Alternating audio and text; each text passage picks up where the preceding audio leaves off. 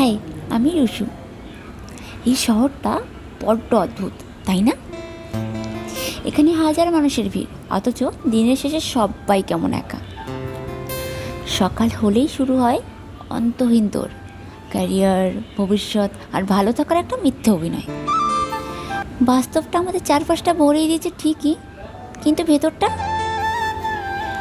তাই মাঝে মাঝে এই চীনা কোলাহলের থেকে একটু ছুটি নিতে ইচ্ছে হয়, নিজেকে সময় দিতে ইচ্ছে হয়, নিজের সাথে গল্প করতে ইচ্ছে হয়।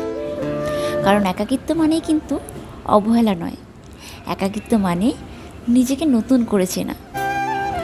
জীবন তো একটাই, এই বাস্তবের মাঝেও নিজের জন্য বাঁচুন, একটু থামুন আর বুক ভরে শ্বাস নিন।